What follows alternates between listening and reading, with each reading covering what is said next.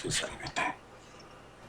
Mucho cuidado cuando te metas con seres del más allá. Hay mucha gente que tiene la curiosidad de hacerlo y tristemente la mayoría de ellos lo hace por juego, pero las consecuencias van muy lejos de la diversión. Una joven llamada Irina estaba en su casa cuando su celular sonó. Vio la pantalla para descubrir que era su mejor amiga llamada Marta. Respondió al celular simplemente diciendo el nombre de su amiga. Pasaron unos segundos sin escuchar nada, así Irina repitió el nombre de su amiga, Marta. El silencio fue sustituido por una respiración que la dejó muy nerviosa. En esta ocasión, Irina insistió con el nombre de su amiga hasta que finalmente escuchó su voz del otro lado. Marta le decía que se encontraba muy nerviosa y que por favor fuera a verla a su casa.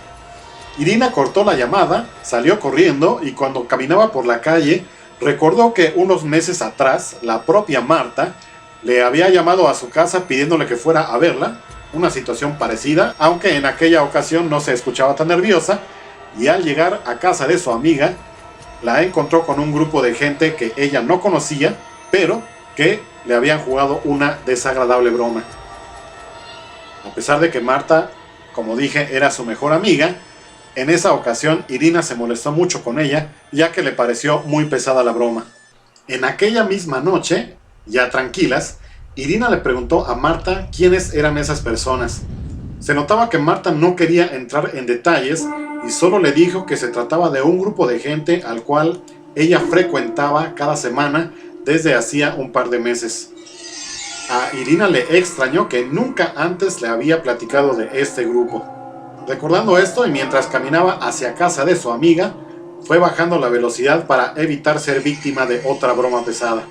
Unas cuadras más adelante, llegó y notó que la casa de Martha estaba completamente a oscuras.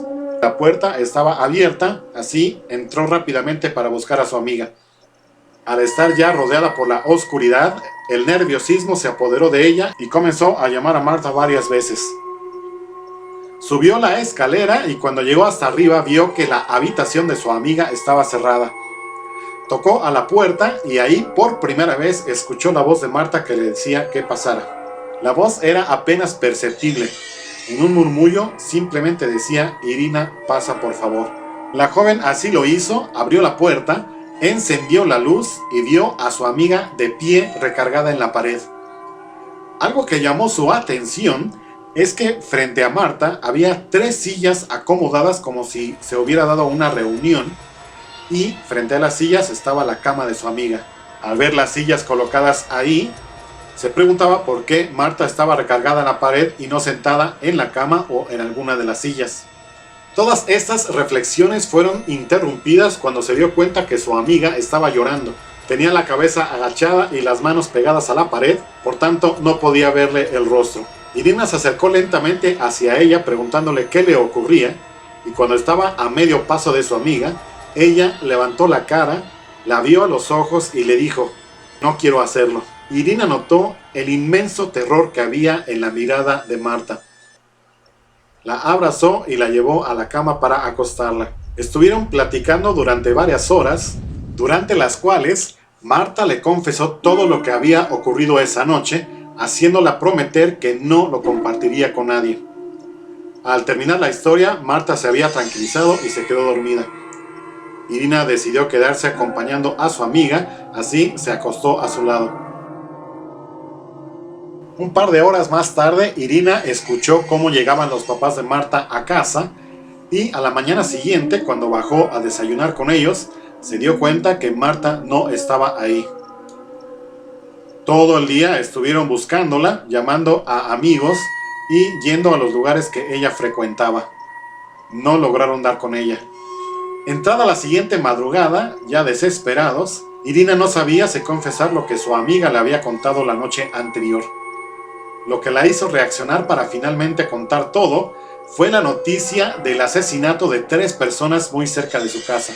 Con la policía y los papás de Marta frente a ella, confesó que Marta le platicó sobre ese grupo que había frecuentado recientemente. Ellos se divertían invocando espíritus, pero sin ser profesionales en la materia. Lo hacían simplemente por juego. A Marta le había resultado atractiva la idea y por eso se había unido a ese grupo. En un par de ocasiones los había invitado a su casa, como había ocurrido la noche anterior.